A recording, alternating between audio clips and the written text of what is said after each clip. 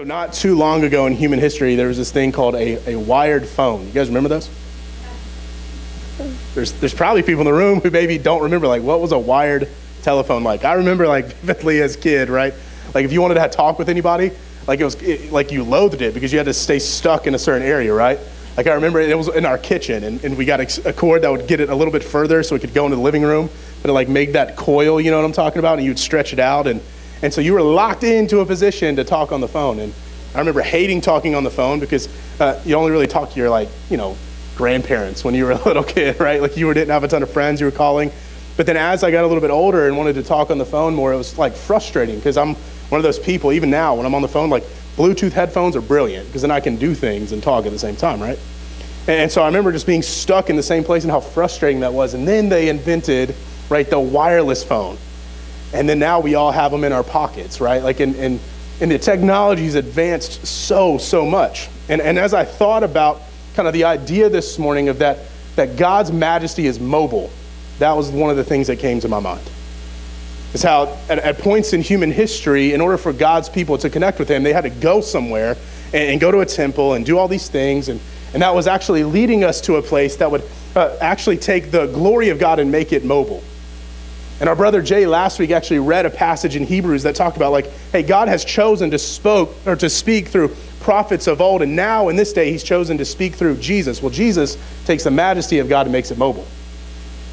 And so as we see that this morning, that's important to be reminded of, that even in this day and age, the day and age in which we live, we're not stuck to a wired phone anymore. Like, when it comes to tapping into the glory and the beauty of God, it is mobile. It can go with us wherever we go. Wherever Jesus goes, there is the ability to be caught up in the majesty and beauty of who God is and what he's up to. And so as we look at this text this morning, we got to be reminded a little bit of what happened last week. We looked last week at what's known as the transfiguration of Jesus. It's when Jesus took 3 of his disciples, went up on the mountain, and it said that the glory that was within came out. And so we got to see, like, this pure, unfiltered, like, view of Jesus that would have blown away the disciples. And then on top of that, we see Moses and Elijah up on the mountain, two significant guys in the Old Testament. And the whole point of this is for God to reveal his glory through Jesus. It's this beautiful picture. And we see what happens is Peter is so caught up, and he's like, dude, I want to stay here forever. Like, let's build a tent, let's camp out, and let's stay caught up in this moment. But then it says that the cloud came, and the Father said, hey, listen, this is my son. Listen to him. I love him. I'm pleased with him. Listen to him. And then it says the cloud left, and Jesus was standing alone. And we kind of wrapped up last week saying, listen, like, even though Peter wanted to hang on to that moment, when the dust settled, the cloud faded, all that he had left was Jesus. And we asked the question, is that enough? Is Jesus enough? And so we see a parallel from that account to this one. Again, as Lydia read it, we see that they're actually coming off the mountain from that moment. It's the next day. And I love that even though that moment's over, the one who the moment was all about hadn't left yet. And so we need to see that as we look at this story this morning. The last week's account was on the top of the mountain. This week's account is on the bottom. And the good news about that is God is in both. The topic of conversation, the majesty that they were in awe of, is in both. Right? You got to think about the 3 disciples on the mountain who they were caught up in that glory. Well, then you see the rest of the crowd in this story caught up in majesty. And so what is the common denominator? It's Jesus. It's Jesus. That is the answer, right? That is the solution. It doesn't matter if you're on the top of the mountain or you're down at the bottom. We see that Jesus being there is what allows the majesty of God to shine forth. And even on the way down the mountain, you see that majesty is with them. And if we're honest, right, it's not always the top of the mountain or even the bottom that we find ourselves, right? It's somewhere in the middle. And so again, I remind us of this often, but the good news is that it doesn't matter if you're on the top, at the bottom, or you're somewhere in the middle, or you don't even know where you're at. Jesus is with you if you're in Christ. Like, the whole idea of Jesus coming to earth is that God would dwell with us. That God didn't want to sit on the sidelines. He wanted to come in and get in the game with you and me. And so the beauty of this story in part is the fact that the same glory that was on the top of the mountain that they were in awe of is the same glory at work here. It's good news. The sermon in a sentence this morning is this: the majesty of God can be seen anywhere that Jesus goes. The majesty of God can be seen anywhere that Jesus goes. And that's really amazing news for you and me. Because, again, they're on a mountain, but let's just kind of put in some context for today. Jesus can be seen here at church. He can also be seen in your bedroom. He can be seen at your workplace. He can be seen in your car when you're wanting to cuss out the car that cut you off. The day that you get the bad news that you didn't want, he can be seen. Doesn't matter what's going on. The day where you're just like, I'm not feeling it today.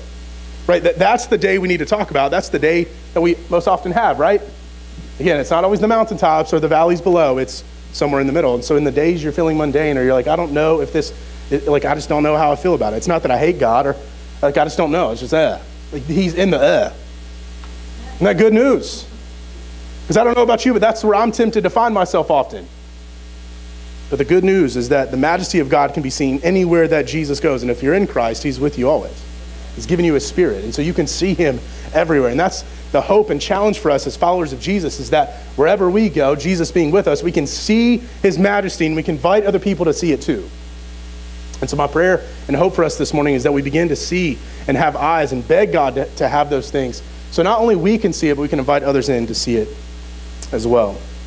And so I want us to look this morning at how we see the majesty of God through Jesus in this story. So if you take notes, this is a good question to ponder. This is a question we're going to dive into and begin to answer this morning. How do we see the majesty of God through Jesus in this story? And maybe, again, if you're new to the Bible or if you're feeling stuck, this could be a great question to read and answer as you go through the Gospels. How do we see the majesty of God through Jesus? You're going to find it everywhere in the Gospels.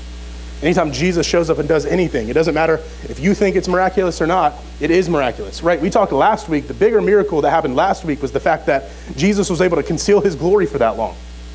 Like, that's the bigger miracle. And so ask yourself the question, how do we see the majesty of God through Jesus in this story? Let's look at it. Verse 37. On the next day, again, the day prior was the day they were on top of the mountain in glory. Again, like, as far as a human experience, you can't get any better than that. But it's the next day that we're on to now. When they had come down from the mountain, a great crowd met him. This is, again, immediately after the transfiguration, and they were met with a great crowd that came down. Again, think about kind of the polarizing differences, right? On top, down below. A very few crew of people, like a small, intimate setting, to now bombarded with a lot of people. Right? Have you ever gone away on like a solitude retreat and then you just come back and it's chaotic? You're like, please, I want to go back. Like, I just want to go. Right? That probably was the temptation for the disciples. Like, we just had this beautiful moment and now the crowds are overwhelming us, right? Verse 38. And behold, a man from the crowd cried out, "Teacher, I beg you to look at my son, for he is my only child." Again, Luke writes in extensive detail in several other stories we see in which Jesus heals and moves. We see similar language. We see a parent who's in distress, and again, in this case, it's a parent of an only child. We've seen a very similar story already that talks about someone with an only child and desperate for healing for this child. And so again, similar language here. A man cried out for help on behalf of his son. We see that this is his only son, his only child. And he was asking Jesus to look at him. Again, I want you to think about the context of what's going on here. Jesus had just revealed his glory to his three. They're all coming down off the mountain, and then the first thing they're met with is not only a great crowd of people, but someone in desperate need. And now put yourself in the shoes of the father, because we're going to learn more about the context here in a moment. But what we know right now is that he has heard about this Jesus, and he says, hey, like, can you please look at him? Because there's something wrong with my son, and he's my only son. Again, if you're a parent, you can get there a little easier, but I don't think you have to just be a parent to understand this, right? Like if you're a parent with an only child, or imagine that just for a moment, like, that's your pride and joy. Like, you love them, you want what's best for them, and it looks like what's the worst for them is actually beginning to take over. So imagine the distress of this parent. But why was he trying to cry out to Jesus? We need to ask that question. Well, verse 39 tells us. And behold. Again, we see behold twice in this passage, in 38 and 39. And we've often said that when the Bible says behold, it's to try to get your attention. It's saying, hey, look, take a gander, stare here for a moment. It's not just a filler word. It's get your attention. Look, there's something happening here. So again, they're coming off the mountain, and behold, there's a man crying out, and then behold, a spirit seizes him. And he suddenly cries out, and it convulses him so that he foams at the mouth and shatters him and will hardly leave him. So we see verse 39 tells us that an unclean, evil spirit has control over this son. So it's not just that he's sick, it's that there's a demon who's torturing and burdening and causing all this anguish for this son. It's causing him to listen. Look at what it says, to cry out, to convulse, to foam at the mouth. The spirit shatters him and will hardly leave him. What a nasty scene. What an awful scene. Again, the parallel. They were just on the mountain. And all the glory. Like, it doesn't get any better this side of heaven than that. And then a day later, they're now in the thick of the most evil, vile type of stuff on the planet. And again, the parallel here is that Jesus is on the top of the mountain in the glory, and he's down in the trenches, even where the demons are at work. Isn't that good news? Again, we can read this story and be like, oh, there's a spirit, there's evil, oh, what do we do? But we see that the King of Kings is right here with them. He's not scared of them. He's not afraid. He's here on purpose. He's following his Father. We've talked about the joyful mission of Jesus is that he's here to do his Father's business. He's nowhere his Father doesn't want him to be. And so his Father said, hey, I want you on the mountain today, and tomorrow you're going to be down with the demons. And I love that about our God, that he can do work in both places. He can show up and show off in both places. He can get glory in both places. He can flex in both places and get all the credit. And so, man, isn't that amazing for us as we come to worship Jesus this morning? Whether, again, you feel like you're on top of the mountain or you're down with the demons, Jesus is there and he can do work in both. That's what I love about our God. Like, come to him as you are and watch him change you from the inside out. I would invite you for that this morning. It doesn't matter where you are, who you are, how long you've been here, what you say about Jesus. Like, would you come to him this morning and watch him work in our midst? We learn some more about what's going on in this story. Verse 40 is interesting. So this father begins to give us context as to why his son needs help. And then he says, and I begged your disciples to cast it out, but they could not. So in verse 40, we see that he asked the disciples to deal with it, but they couldn't. So again, Jesus on the mountain with the three, there's the other 9 down there, and this scenario is going on while the mountaintop experience is happening. And so we see that the Father has already asked, hey, disciples, I know you know Jesus.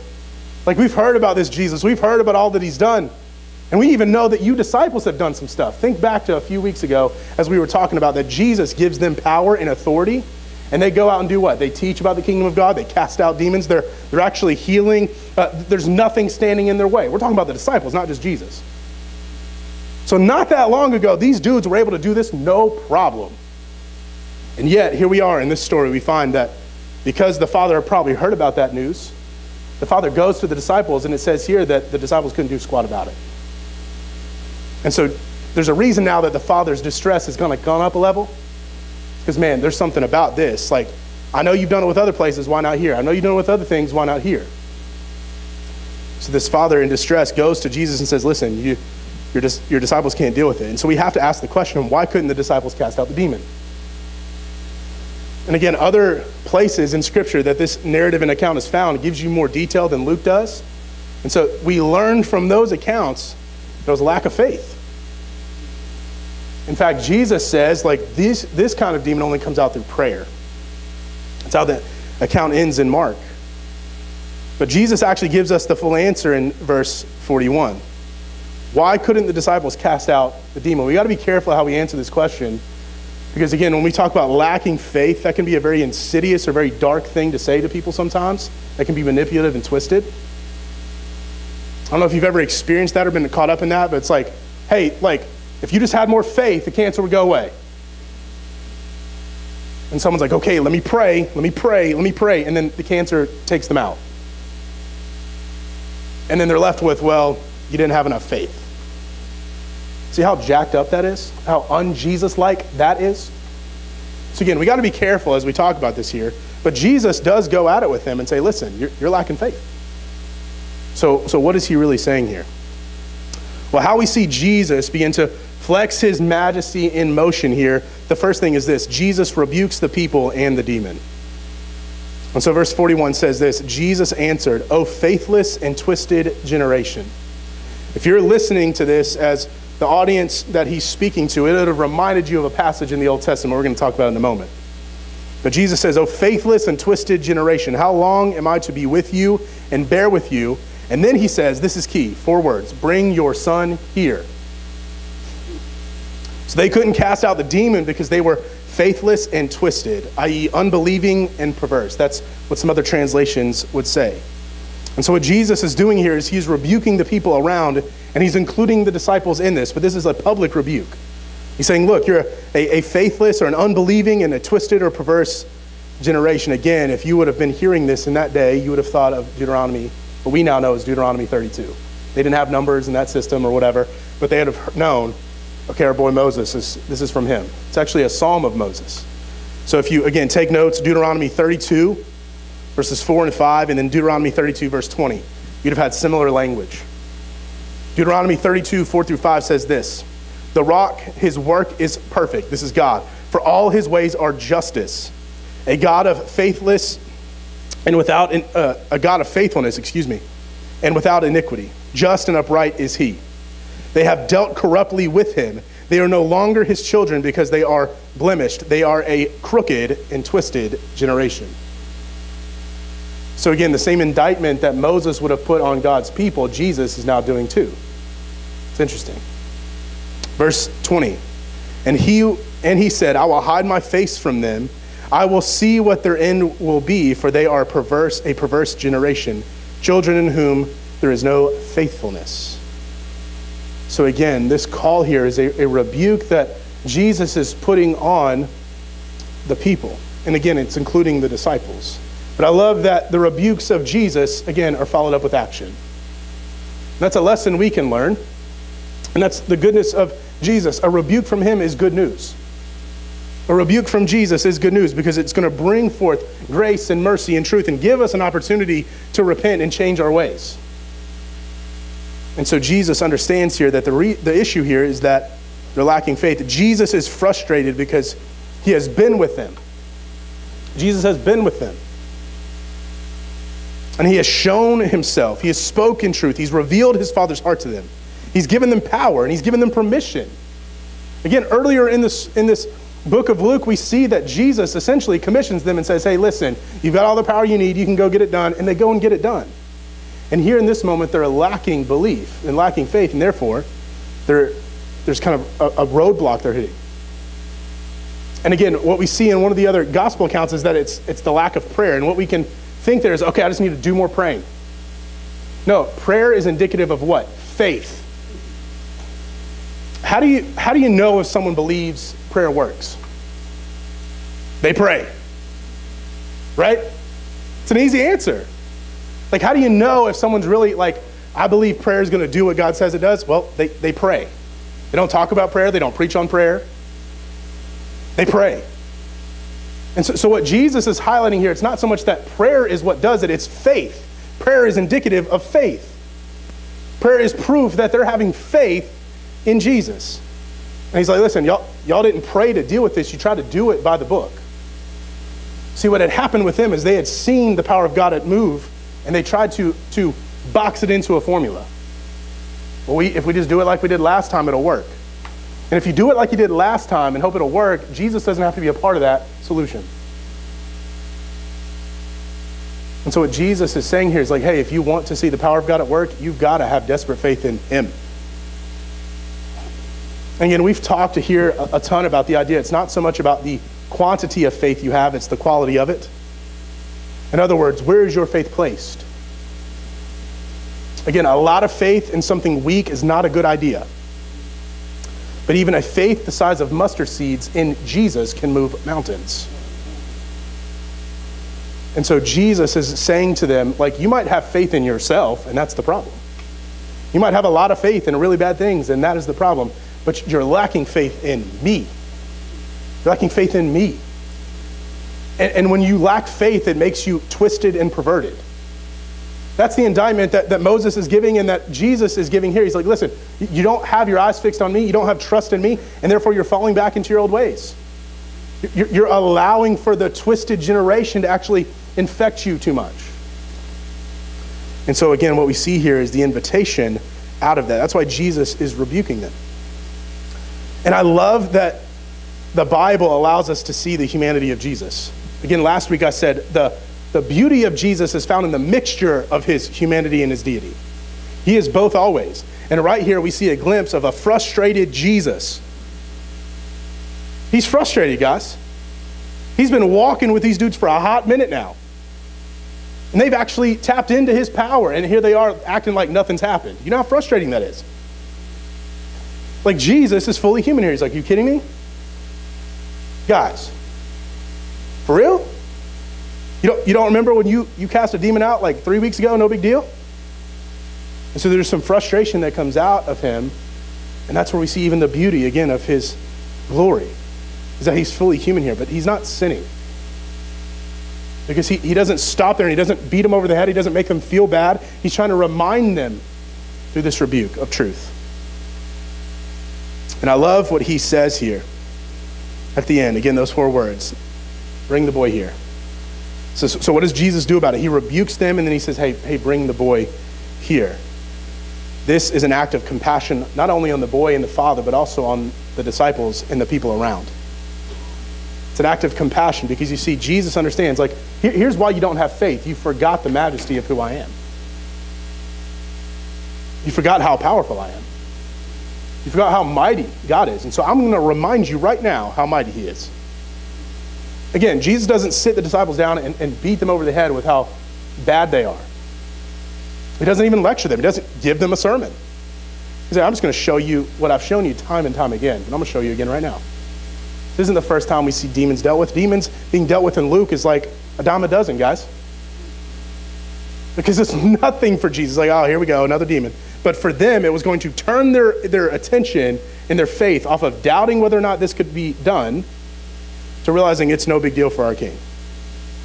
And so here's the compassion. We're going to see a healing's about to go down, but it's also going to get their eyes marveling at God. And that's what rebuke should do. Again, rebuke is not made to make you feel like crap and stay in that. It's meant to get your eyes off of your mess and onto him. And so that's why this beautiful rebuke of Jesus ends with, bring the boy here. And again, we don't know the tone or the attitude Jesus would have had fully, but we know that Jesus, who would have seen what was going on here, would have had compassion on this crooked and twisted people.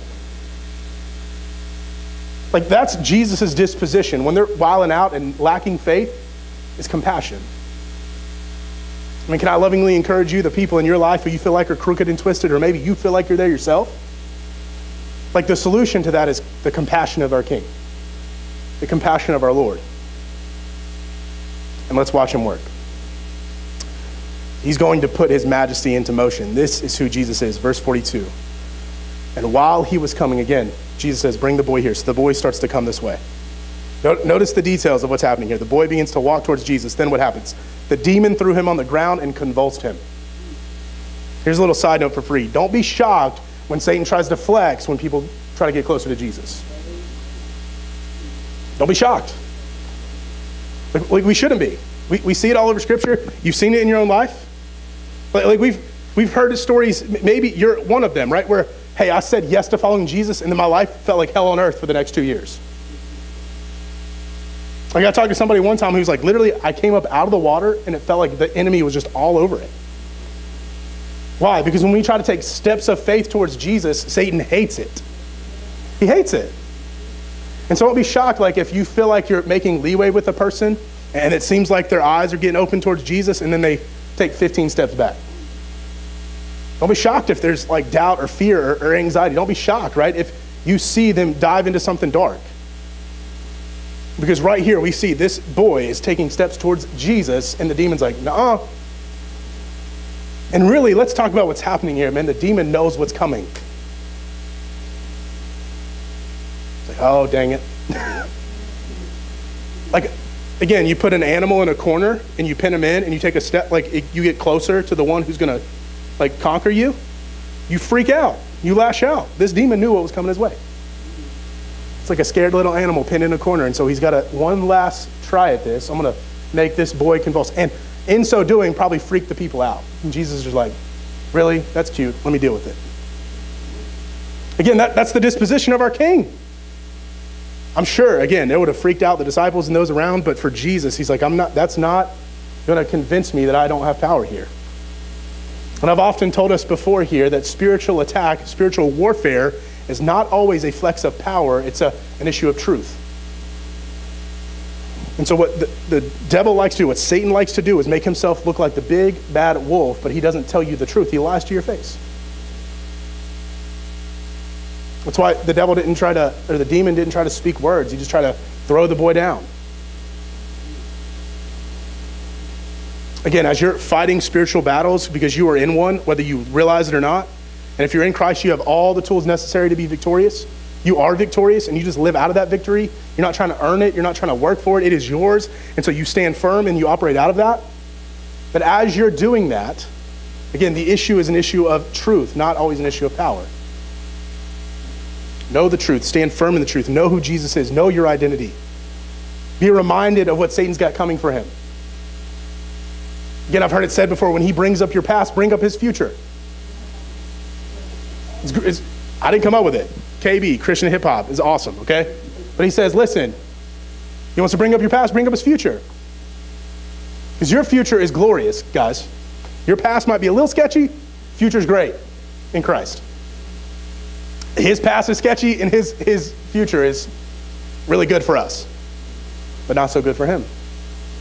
That's what it looks like to fight. That's the truth that we stand on. And so again, don't be shocked when Satan or demons try to flex as people try to come close to Jesus. We've seen that work here, right? We've seen things like that happen.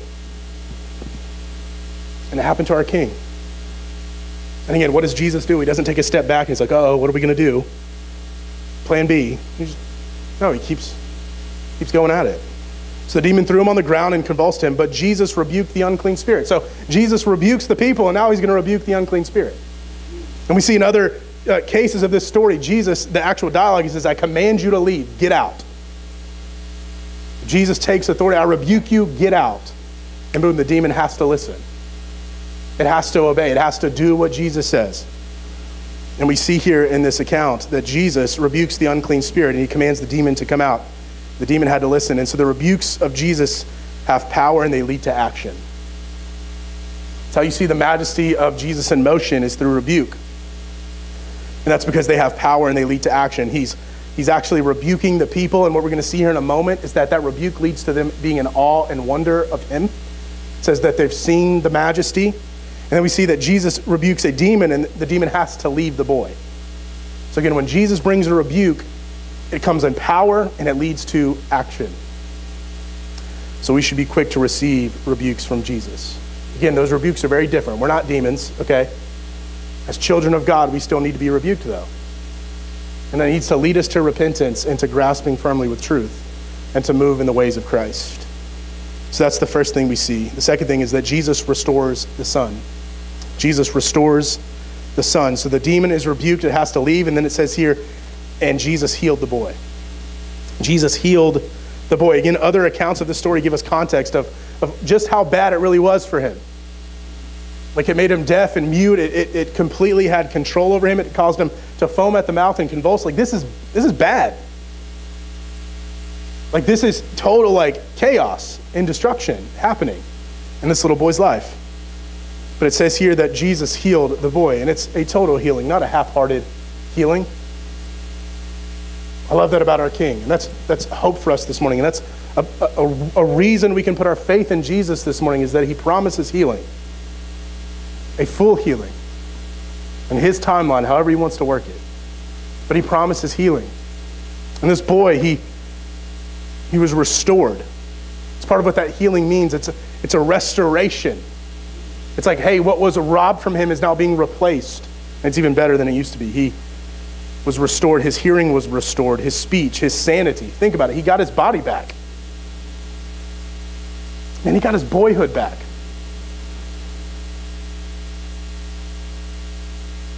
And think of how this would have robbed the relationship between him and his father.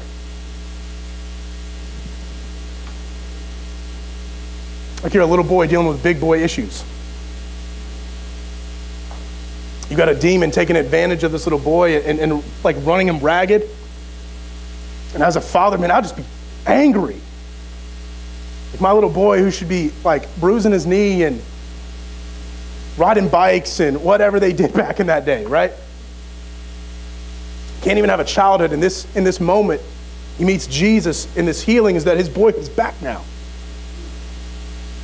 And that's the total healing of our King.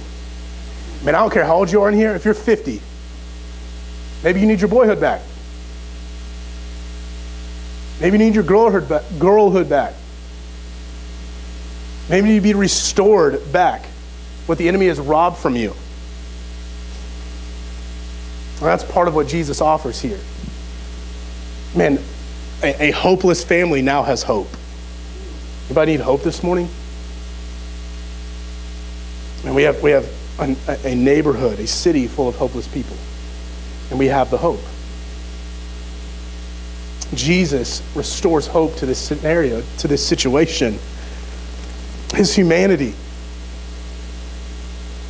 Again, Jesus was the prototype human, perfect human. And so in his perfect humanity is restoring humanity. Like humans were not made to be controlled by demons. That's not God's design for us. It's to be actually pushing forth the glory and the image of God. And so in this restoration process, the humanity of this person is actually brought back to the way it's supposed to be. Church, he's here to restore our humanity. This is why we fight for some of the issues we should fight for. This is why it should make us angry when sin runs rampant and destroys people. It's not just for us to like find some social platform to drive a stake in the ground. No, it's the image of God. It's the glory of God at stake here. Jesus is serious about the restoration of humanity, and we see that in this moment. Jesus offers healing and restoration to all who have faith in him. And that's part of his joyful mission, is that it would start with Jews and lead to Gentiles. If you're not Jewish, you're Gentile. And so it's for anybody who places their faith in Jesus can have this type of restoration. Like think about how the enemy has ransacked your life. And think about all the ways in which Jesus is restoring it. And if you're here this morning and all you know is ransacking, Jesus is here to offer restoration. He's here to offer restoration for you. Would you receive it this morning? And I've said this to you before, like I'm just not convinced that we serve a God who wants you to walk with a limp. Like full healing, full restoration. Like that's what he wants for you. Would you receive it? And not only that, again, part of the restoration is this. Jesus returns the son to his father. Oh my gosh, so good. Like Luke goes into detail and says, listen, not only did the boy get healed, he got brought back to his dad. Gave him back to his father. The father got his son back. The father got his fatherhood back. Man, I just love this imagery and this picture. Again, what that would have been like. We see often when Jesus, especially with little children, that there's issues going on, Jesus makes a point to like give them back to their parents. I think there's something significant about that. But I think Jesus just took a lot of joy and pleasure in watching that restoration moment happen. But I think it's pointing to something bigger. This is the gospel, church. That we were made in the image of God, made to be children of God, and we fell into sin. Children of wrath. And the good news of the gospel is that the only begotten Son of God put skin on. He came down to planet Earth and he lived among us and was the best son he could possibly be, completely and totally obedient and submitted to his Father's ways. Ultimately, the joyful mission to lead towards his death. We're going to talk about that here in a moment. And in that mission, as he's leading life, living the perfect life, he then marches to the cross gladly for you and for me. To not become a victim, to become a volunteer, victorious volunteer for you and for me, to take on the wrath of God, to take on the punishment and payment for our sin. Jesus took that on fully. And he rose again in victory, and he's ascended to be with his Father. So what we see here is a picture of what's going to happen when the ascension comes, right? So Jesus is like, I got to go and be with my dad. I'm going to restore this son to his dad first. And in me going to be with my Father, I'm actually making a way for all of God's people to get back to their dad. And that's the picture of the gospel, is that you and I are now adopted in Christ into the family of God. You might used to be a sinner, you're now a saint. You used to be a child of wrath, you're now a child of God. You are a royal heir to the throne. You were a son or a daughter. That is your primary identity. And that's where you need to stay and rest. And if you're in Christ, you're a son, gentlemen. Ladies, you are a daughter. And there's nothing that can steal that from you. Nothing. Oh, would you receive your childhood this morning? This is why our first core value is childlike. Because we have a Father in heaven who loves us, who's adopted us, and who's wanting us to be not childish, but childlike in his kingdom. He even says, through his own son, listen, if you don't become like these little ones, you can't enter the kingdom. There's a beautiful picture here of Jesus returning the Son to the Father, because that's what he's doing for you and me. That's what he's doing for us. He's returning us back to the Father so we can be in communion with him. That's the beauty of his majesty being mobile, is now that you can tap into that majesty 24/7, 365. I would encourage you, throughout this week, just be reminded of your sonship, of your daughtership. Be reminded of who you are in Christ. Be reminded that you're a child of God. And in delight in the smile of your heavenly Father. If you're in Christ, the Father looks on you with delight and pleasure and joy. He's not grumpy or angry with his arms folded in heaven, just waiting for you to get it right. That's not his posture. He loves you. He loves you. He loves you. Not a future version of you, not who you used to be, who you are right now. He loves you. And we see that because this was happening, verse 43, and all were astonished at the majesty of God. See, this is why the rebuke was necessary. Because the rebuke was going to lead to this moment. It was going to lead to them seeing the majesty of God again, the same majesty that was seen at the top by Peter, James, and John, is now seen by the other 9 and the rest of those people caught up in it, by the Father and the boy too. They're all astonished, all of them. It doesn't say some of them, it doesn't say most of them, it doesn't say 99.9% of them. All of them were astonished at what the majesty of God. And this is again why Jesus rebukes, restores, and returns, so that his majesty would be put on display and that people would be astonished by it. What does it mean to be astonished? To be in awe and wonder. It's to look at something and be like, your jaw drop, both physically and internally, right? That you'd be so fixated and caught up in something so marvelous, so beautiful, so glorious that everything around you begins to fade away. The conversation wasn't about the demon at that point. That thing had gone and left. The conversation, the topic of conversation was this beautiful Jesus standing before them that had this type of power. And they got lost in it. Even the disciples, again, who had seen it time and time again, had even done it themselves, were in this moment astonished. Because the thing that was so difficult for the disciples was nothing but a thing for their king. And not only were they in awe and astonished, but you have to believe their faith began to rise. Again, Jesus in his rebuke of their faith gives them a reason to have faith in him. Isn't that awesome? It's like, listen, I know you're lacking it. Let me remind you of why you need to put it in me. They were astonished in awe and wonder. And it led to a reawakening. Maybe that's what you and I need this morning. A reawakening. Some of us, we're not dead. We're just asleep. And again, we see even when people are dead, it's like they're asleep in Jesus' kingdom. And Jairus' daughter, who was dead, cold, out. And Jesus like, can you wake up? And they laughed at him.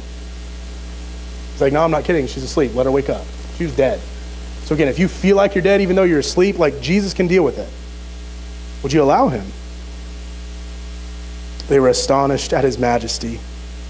And it led to a reawakening. I pray that for you this morning. If you're feeling stuck, if you're feeling apathetic, if you're feeling mundane, that this story and the majesty of God put on display through it would reawaken your soul to his power. I want to ask you this question. If you take notes, write it down. When was the last time you were astonished at the majesty of God in Jesus Christ? When was the last time you were astonished at the majesty of God in Jesus Christ? And like, shame off of you if you feel like it's been too long. Shame off you. But I would just encourage you, like, man, let us be a people who can remember quickly because it wasn't that long ago. And man, let us be a people who don't just talk about, like, man, when I was, 16 and I first gave my life to Jesus. Let that not be the last time. But let it be, hey, I was driving in my car and I was like really anxious and the Spirit of God met me in my car and I just was undone. Thankfully, I drove safely, but I was undone. Or hey, I was at work and I was typing an email and the glory of God met me there. Wouldn't that be awesome if emails became glorious? But we would be a people who can be reminded, man, in the little seemingly insignificant moments, it's when God shows up. And we're reminded of his majesty. At the end of verse 33, it says, but while they were all marveling. So again, Jesus, like they're still caught up in him. And Jesus does this. He said they were marveling at everything he was doing. He said to his disciples. So again, think about this setting. Like Jesus would have just done the thing and they're like, oh my gosh, this is amazing. The disciples are like, I know, it's amazing. And Jesus like, hey, come here real quick. Didn't even let them like revel in the moment. Like, hey, I know y'all are like, I know I'm awesome, but just come here for a minute. He pulls the disciples to the side in the midst of their marveling and he reminds them of his joyful mission. This is the fourth and final point. Jesus reminds the disciples of his joyful mission. Again, we see Jesus all throughout the book of Luke say things that are constantly pointing to the future. And he says them often in ways that the disciples are like, huh? What? Or just they were confused or didn't want to believe or whatever was going on.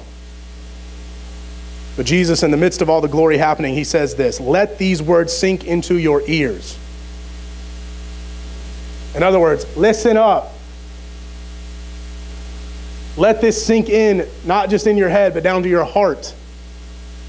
Let this sink into how you interact with me and the world around you. Let this sink into your ears. And then he says, the Son of Man is about to be delivered into the hands of men. He's prophesying about his death. And church, this is the joyful mission of Jesus. That the Son of Man is about to be delivered into the hands of men. Jesus lived so that he could die and rise again.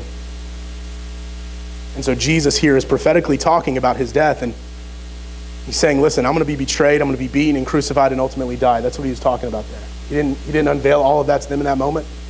But that's what he was revealing to them, is this is coming. And he had often talked about his death, but he said, listen, like right here, he's hinting at a betrayal. He's hinting at the fact that the ones who I came to save are the very ones who are going to kill me. I'm going to be given over to them and they're going to do with me what they want, and what they want is not good.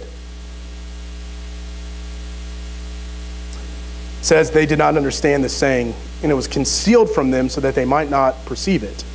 And they were afraid to ask him about this saying. Other, again, accounts of this said that not even so much that they were afraid, but they knew what it meant and it concerned them, and they were worried for their king, for the one. That says there was a fear that they didn't want to ask, because I don't think they wanted the answer really. Because again, oftentimes their perception of who Jesus was supposed to be is this mighty one who would ride in victory and not have to suffer and die. And yet the majesty of Jesus in motion is seen in his suffering and his death.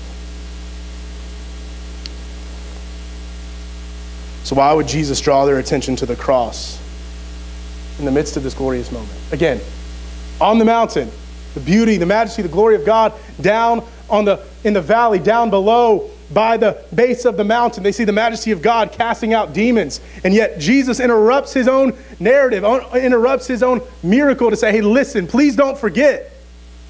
I'm going to be betrayed by men. Why would he do that? That's like a weird thing, right? Jesus draws their attention to the cross because it's at the cross where we most clearly see the majesty of Jesus in motion. If you're doubting whether or not Jesus is majestic, if you're doubting whether or not God loves you, if you're doubting whether or not God is worthy of your faith, if you're doubting anything about God, look to the cross of Jesus Christ. Because Jesus himself gets your attention there quickly. Because it's at the cross that the majesty of God is put miraculously on display. Again, when have you heard a story? When have you read stories about the hero of the story dying for the villains of the story? But that's the gospel. That the hero, perfect, sinless, innocent, would die for those who killed him. And it's there that we see the majesty of God in motion. As he's hanging there naked, beaten, bruised, bloody, scarred up, silent, like a lamb to the slaughter. And as Isaiah 53 so beautifully puts it, it's by those stripes that you and I are healed. And because we are healed, we are now invited into the kingdom, invited to be sons and daughters of the Most High God. And we see in Philippians chapter 2, I'll end with this. In Deuteronomy 32, we hear this crooked and twisted generation language. Here in Luke and in the other accounts of this story, we hear crooked and twisted language. And here in Philippians chapter 2, 14 through 16, we hear it again. Can't help but wonder, Paul had to be thinking about this narrative, right? He had to be thinking about Moses' words. He had to be thinking about Jesus' words. And he says this in the midst of a lot of beautiful things in Philippians. In fact, Philippians chapter 1 into 2 talks about the whole crucifixion narrative I just painted before you. And then it says, in light of that, do all things without grumbling or disputing, that you may be blameless and innocent children of God, without blemish in the midst of a crooked and twisted generation, among whom you shine as lights in the world, holding fast to the word of life, so that in the day of Christ, I may be proud that I did not run in vain or labor in vain. So Paul is saying here, it's on the darkest day in human history that the light of Christ shone the most brightly, so that you and I could now be redeemed, restored, and reminded of truth, so that we could shine as lights in the midst of a crooked and twisted generation. Zeo family, remember the majesty of Jesus in motion on the cross. It is there that he canceled our debt and purchased our freedom. And Zeo family, he suffered well for you and for me. May we shine brightly for him.